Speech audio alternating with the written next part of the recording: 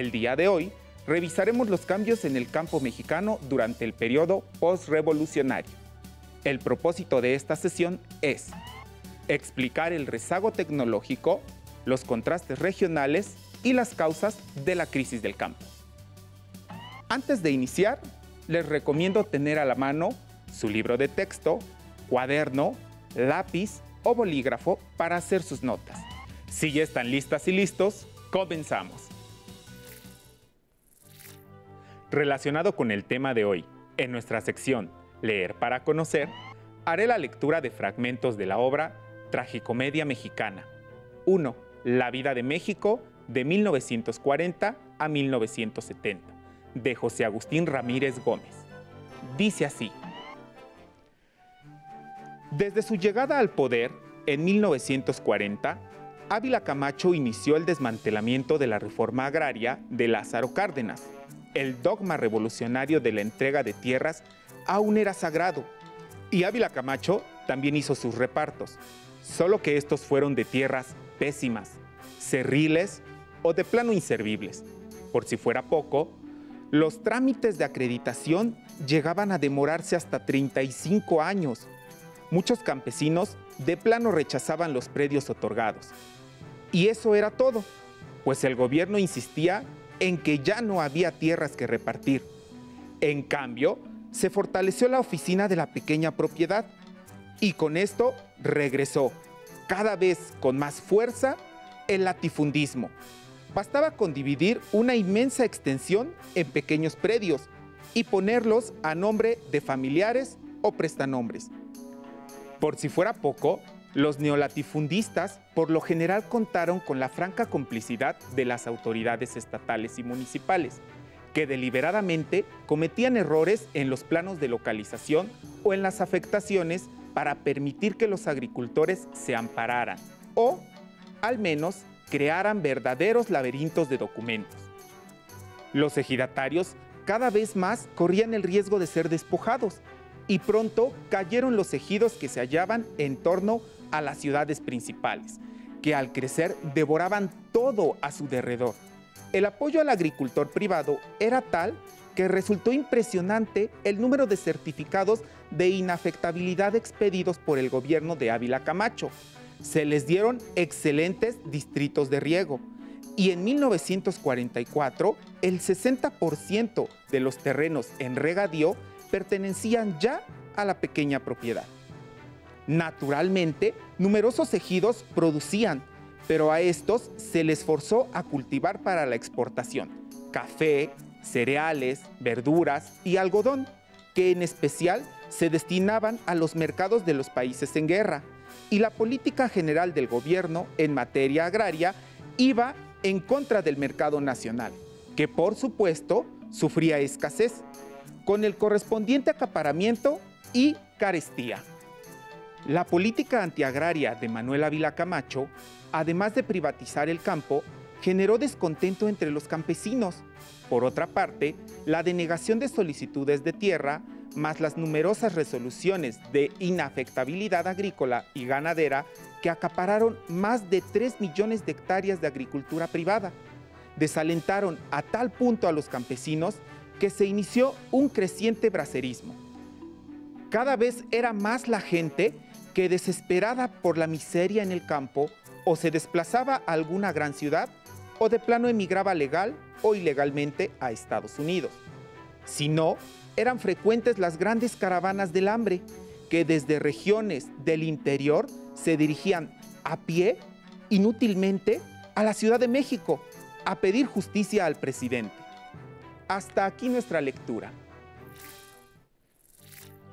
¿Por qué creen que no continuó la política agraria cardenista durante la presidencia de Ávila Camacho? Porque se dice en el texto que Ávila Camacho implementó una política antiagraria. ¿Cuáles consideran que fueron las consecuencias de ello? A continuación, los invito a analizar la siguiente imagen.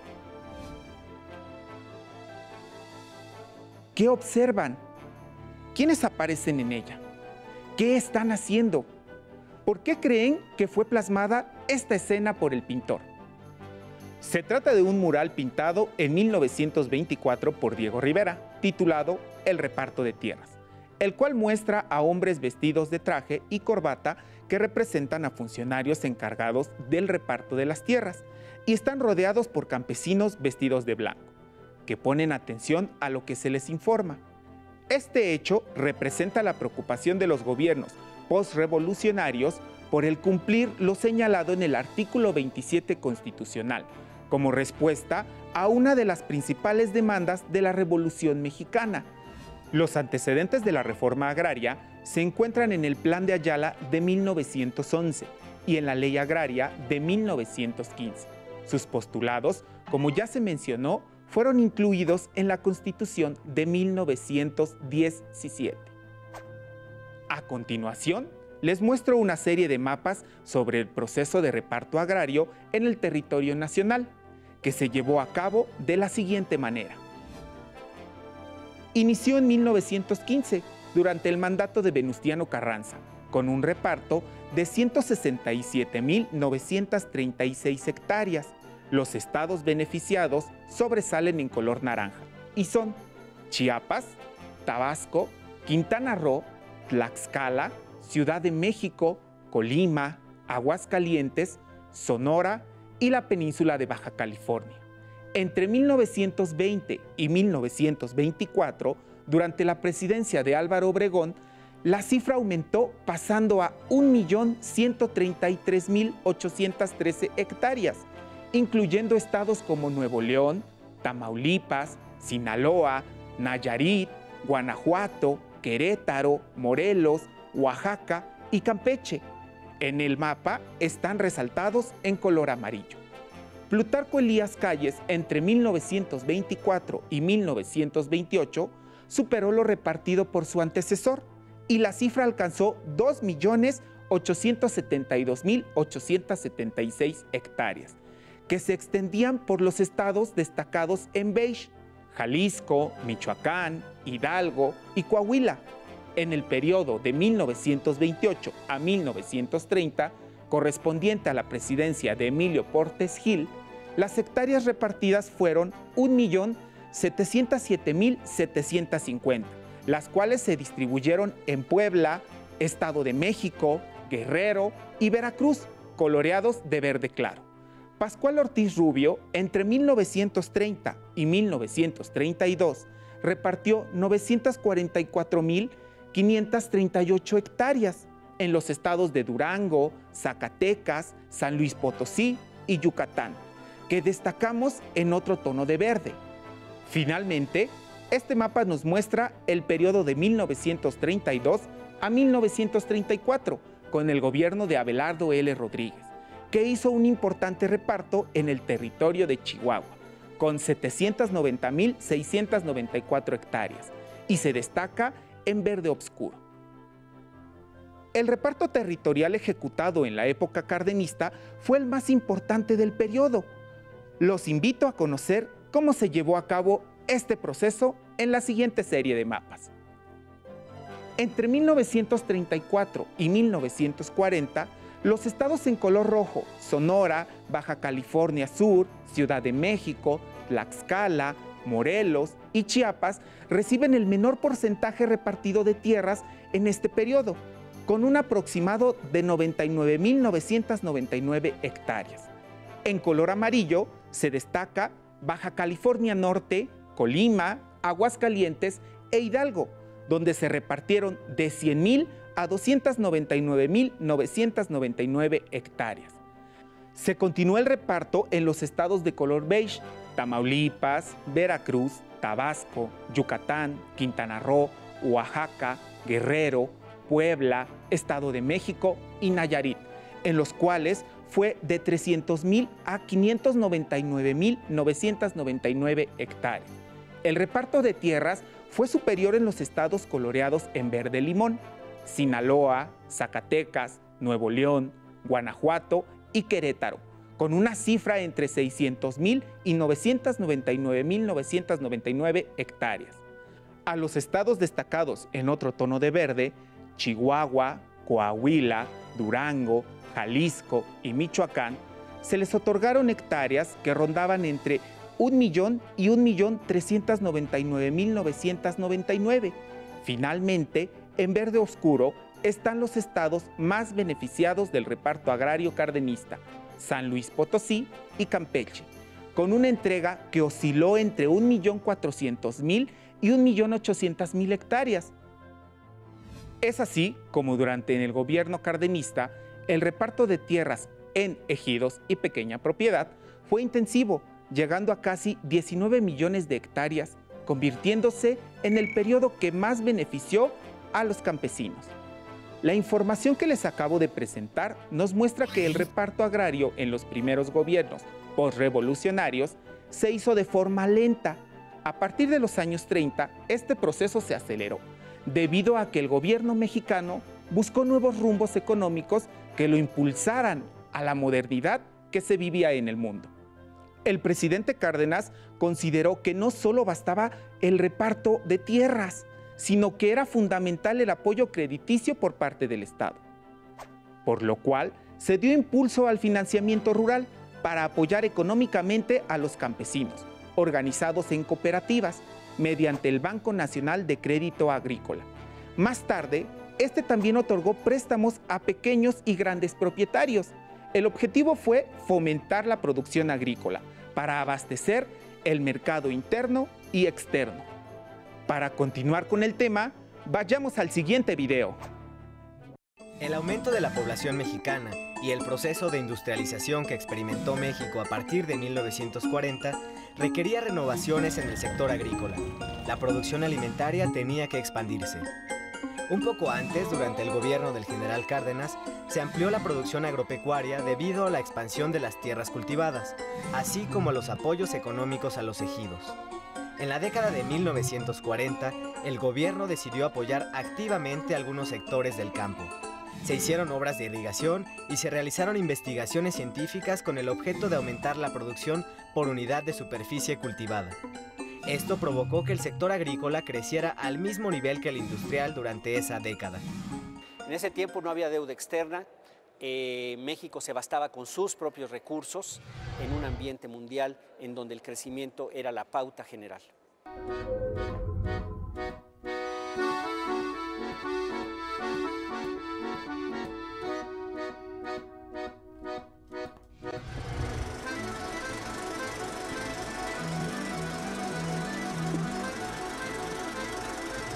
Desde los años 30, con Lázaro Cárdenas, hubo unos intentos muy importantes de modernización de la agricultura mexicana, también dándole énfasis a lo que fueron los ejidos, incluso colectivos. Después, en los años 40, ya con la Segunda Guerra, tenemos que hay una política agrícola muy agresiva, en donde incluso el Banco de México tenía un departamento de investigaciones agrícolas e industriales, y ellos mismos promovían el traspaso de tecnología, el estudio de proyectos. Había, digamos, instituciones que se dedicaban a tratar de ver cuáles eran los mejores proyectos para que el sector privado después los desarrollara. Aquí tenemos una liga muy estrecha entre el sector público y el sector privado, en donde el gobierno, a través de diferentes instituciones, están intentando incorporar los cambios, las mejoras sobre el campo mexicano para tratar de elevar la productividad.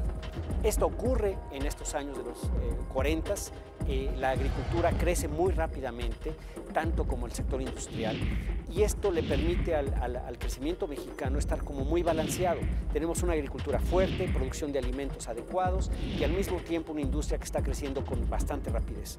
Quienes se van a estar beneficiando más directamente de todo esto son precisamente pues, los productores que son capaces de incorporar nuevas tecnologías, aprovechar el crédito que se está otorgando y que tienen parcelas suficientemente grandes para poderlo llevar a cabo.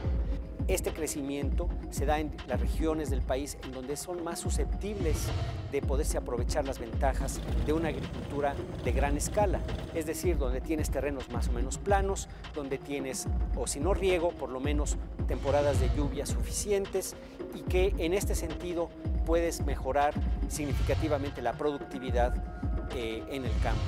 Por eso es que esas regiones en donde la tierra es más propicia para la agricultura adquieren una velocidad muy grande de crecimiento, mientras que va a haber otras regiones montañosas, con menores facilidades de comunicación, más lejanas de centros urbanos, las que van a tener menos ventaja por esta política de crecimiento de la agricultura que se estaba observando en México durante los años 40.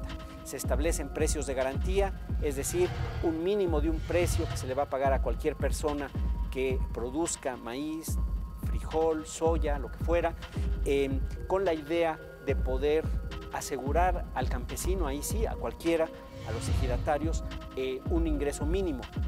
Esta política va a ser importante durante muchos años, pero después con el tiempo va a irse deteriorando, como se podría ver más adelante. Como se menciona en el video, la industrialización del país fomentó también la modernización del sector agrícola y el incremento de la producción alimentaria. Cabe señalar que la Segunda Guerra Mundial favoreció este proceso. Los países involucrados en este conflicto se vieron obligados a reconvertir su industria para atender la producción bélica. Por lo tanto, México enfrentó la necesidad de aumentar la productividad para abastecer el mercado interno y aprovechó para satisfacer la demanda internacional de bienes de consumo, es decir, alimentos y materias primas, entre otros. Con ello, se favoreció el crecimiento económico y dio inicio del llamado Milagro Mexicano. A partir de los años 40 y hasta finales de los 50, con los gobiernos de Ávila Camacho, Miguel Alemán y Adolfo Ruiz Cortines, las políticas económicas se enfocaron en apoyar la agricultura comercial y de exportación. Por ello, se otorgaron facilidades para la adquisición de parcelas, ranchos y haciendas, así como estímulos económicos para la mediana y gran propiedad. Todo ello fue aprovechado por los empresarios agrícolas y favoreció el acaparamiento de tierras, lo que reavivó el latifundismo. Lo anterior contrastó con la falta de apoyo a los ejidatarios y a la disminución en el reparto agrario. Muchos campesinos enfrentaron crecientes dificultades para acceder a créditos ejidales, y esto los obligó a abandonar sus tierras y convertirse en jornaleros o migrantes. Además, se llevaron a cabo proyectos de infraestructura para fomentar la expansión de la frontera agrícola en regiones que no estaban habitadas o eran cubiertas por selvas y bosques. Se talaron grandes extensiones de terrenos y se emprendieron obras de irrigación con el objetivo de ampliar la superficie para el cultivo, transformar estas tierras para hacerlas fértiles y así aumentar la productividad. Por ejemplo, en los estados del norte del país, como Sonora y Chihuahua, se introdujeron canales de riego para ganar espacio al desierto. Esto benefició principalmente a los medianos y grandes propietarios, quienes se dedicaban principalmente a la exportación. De manera simultánea, a nivel internacional, aparecieron nuevas técnicas para la producción, conocidas como la Revolución Verde, que consistió en mejorar la productividad del campo y aumentar la agricultura comercial. En México, se comenzaron a aplicar avances de la ciencia y la tecnología, como los pesticidas y fertilizantes para el control de plagas y la selección genética de frutos y semillas resistentes. Con ello, se pensaba obtener suficiente alimento para la creciente población mexicana y cumplir con las demandas del mercado externo. Poco a poco, se fue ampliando la brecha entre los espacios agrícolas modernos y los espacios tradicionales de cultivo ejidal. Así se agudizaron las diferencias regionales, ya que se mantuvo un mayor desarrollo en el norte del país, mientras que en el centro y sur, los cultivos de los ejidatarios siguieron dependiendo de las lluvias de temporal y, por tanto, eran menos productivos. Su cosecha era exclusivamente para el autoconsumo y el mercado local. Esta producción tuvo limitados beneficios y generó poco impacto en la economía nacional. Sus productos y precios fueron controlados y sus ganancias muy bajas en comparación con las de los empresarios agrícolas. Acompáñame a ver el siguiente video que menciona el declive del campo mexicano. A partir de la década de 1950, la productividad agrícola del mundo en desarrollo, particularmente en Asia y América Latina, aumentó considerablemente. Por ejemplo, la producción de cereales como maíz, trigo y arroz se acrecentó de forma espectacular. Este incremento en la producción fue posible gracias a la aplicación de la ciencia en la agricultura. Se realizaron investigaciones con el objeto de producir más alimentos. Se utilizaron nuevos plaguicidas y fertilizantes y se desarrolló la selección genética para producir variedades de cultivo de alto rendimiento. A este proceso se le conoce como Revolución Verde. México no fue ajeno a la Revolución Verde. La investigación agrícola en nuestro país permitió el aumento en la productividad de cereales como el trigo y el maíz, que después fueron difundidas por el mundo. Sin embargo, los efectos de la Revolución Verde se encuentran a debate en la actualidad, pues algunos consideran que ha provocado un grave deterioro del medio ambiente y pérdida de biodiversidad.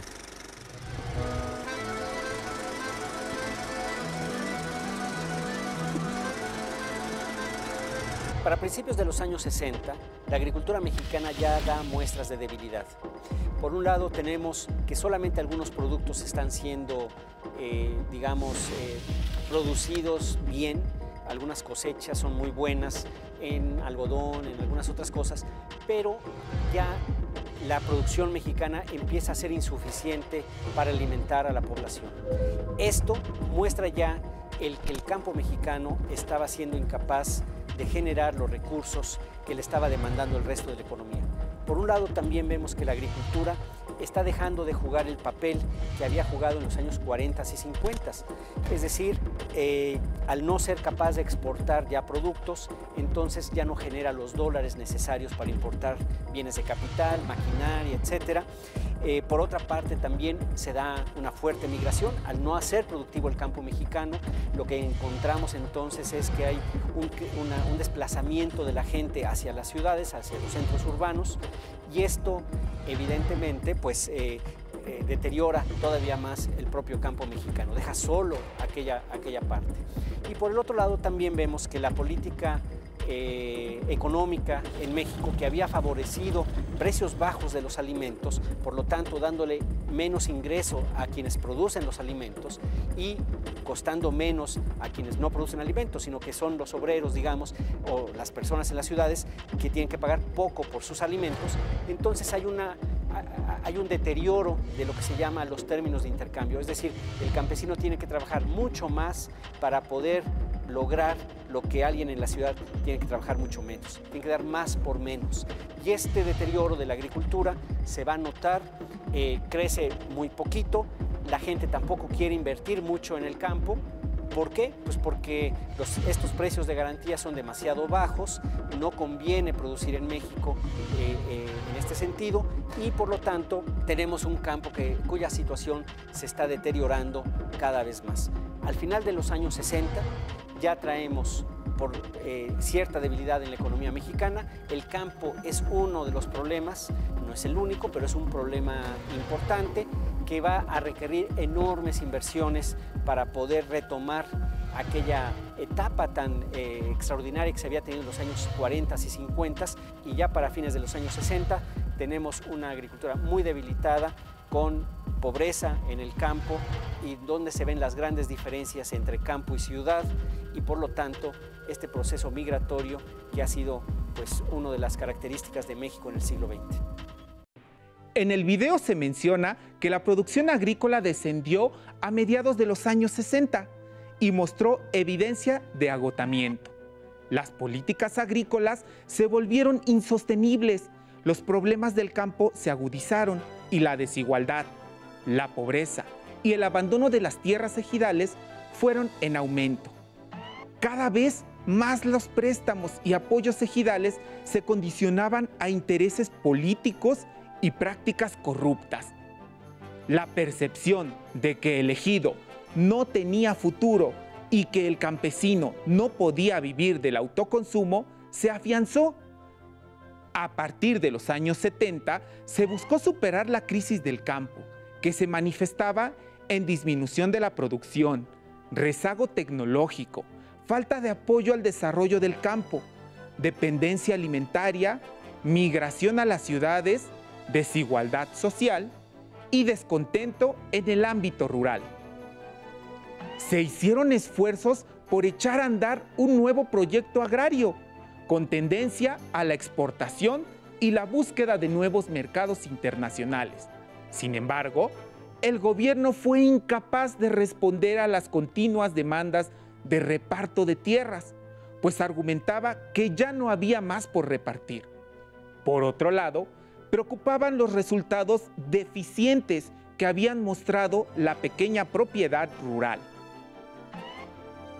Con el gobierno de Luis Echeverría, se intentó reactivar la productividad dando impulso a la colectivización de los ejidos. De este modo, también se pretendía dar un nuevo vigor a las relaciones entre el gobierno y el campesinado. Como vimos a lo largo de la sesión, durante el periodo postrevolucionario, la demanda de reparto de tierras y apoyo a los campesinos fue una constante.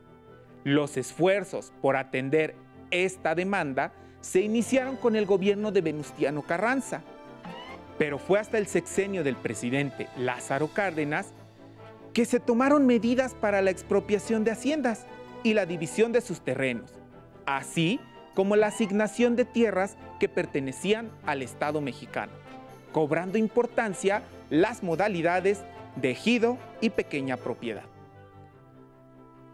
En las siguientes décadas, el reparto de ejidos disminuyó drásticamente, pero se favoreció a la mediana y gran propiedad agrícola.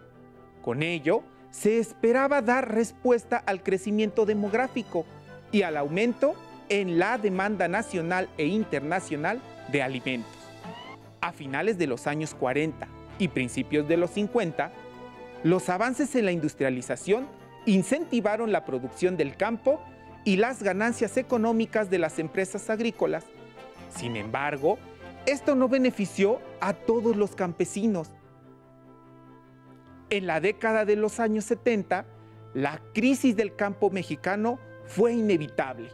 Las nuevas tecnologías agrícolas trajeron progreso, pero al mismo tiempo provocaron el desgaste del campo. Por otro lado, la desigualdad en los apoyos y la corrupción tuvieron como consecuencia el declive de la propiedad ejidal y la pequeña propiedad. Como veremos más adelante, la situación del campo pasará a segundo plano ante la petrolización de la economía y las políticas adoptadas en los años 80. Es momento de proponerles un reto. Les invito a investigar sobre la cantidad de hectáreas repartidas entre 1940 y 1970 y realizar una gráfica por periodo presidencial. Pongan atención en qué periodo se repartieron más y menos hectáreas y, si es posible, comparen esta información con los datos que les dimos al inicio de esta sesión. Pueden consultar otras fuentes bibliográficas, digitales y audiovisuales que tengan a la mano para conocer más sobre el reparto agrario. ¡Listo! Terminamos. Pero aún nos queda mucho por explorar y descubrir. Así que nos vemos pronto aquí en Aprende en Casa.